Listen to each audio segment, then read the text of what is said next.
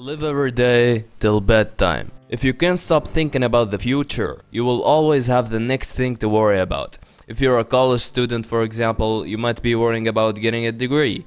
Oh, what if I fail to get my degree? This means that I'm wasting my time and money right now. Oh, or let's say I did get that degree. What if I can't find a job then? Most people's lives revolve around worrying, and it's draining them mentally and physically. The only way out of it is to live in what Carnegie calls day-tight compartments. And it basically means you wake up, get out of bed, and worry only about what you're gonna do at that particular day. Okay, now I'm awake. What's the first thing that I need to do? Breakfast. I got my breakfast done. What's the next step? I need to go work out. Finished working out, go home. What's the next step? And that is it. You live your life step by step. You don't worry about tomorrow unless you are already there. And of course you have to set goals for the future and plan your life and all that. But after you do set future goals, there is absolutely no meaning in worrying about what will happen the next day, next year, or the year after.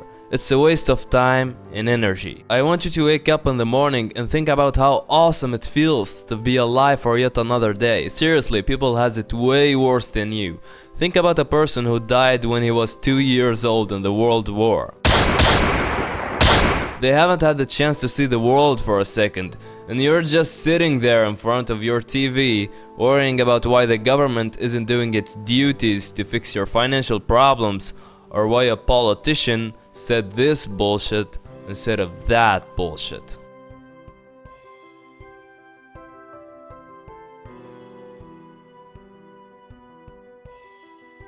I remember the time when I was in high school.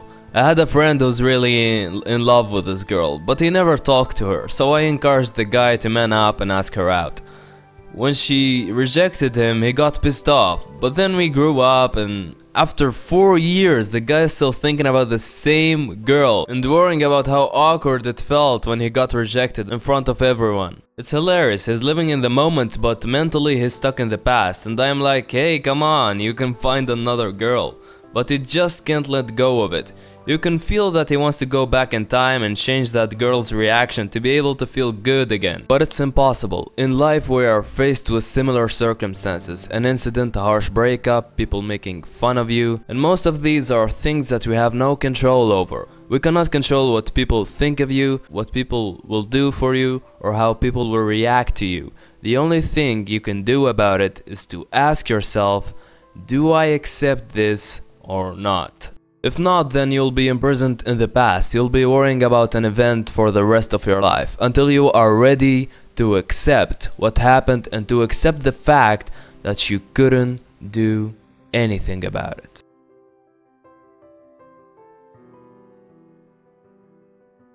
When I'm working on something that requires a lot of focus, time and energy, I find myself not worrying much about future problems.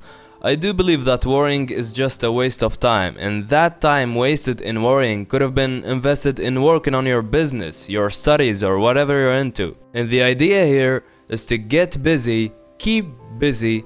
It's the cheapest kind of medicine there is. From what I know, the brain is unable to hold two thoughts at the same time. So if you're dedicating most of your spare time to cultivate a skill or work on a project, your brain will automatically filter out all unnecessary thoughts not related to the task at hand. You're still gonna worry, but your worries will be related to the task. And so the worried person must lose himself in action.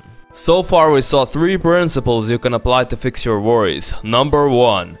Don't think about what will happen in the future, nor ponder about what happened yesterday. The future is ruled by randomness, and we are so inclined to expect the worst from it. Live every day till bedtime. Experience every moment of your life to its fullest. The second one is to cooperate with the inevitable. If you are aware that you have no control over a situation, you have no choice but to accept the fact that you can't do anything about it, and so let go of it. If not, the worries and resentment will accompany you till the day you die. And the last one is to lose yourself in action, in service for a purpose. Find something that you really enjoy doing and go on a journey to build that skill and make something big out of it. Do so in a way you become so immersed in the process of accomplishing that goal to a point you feel like you have no time to waste worrying about petty little problems.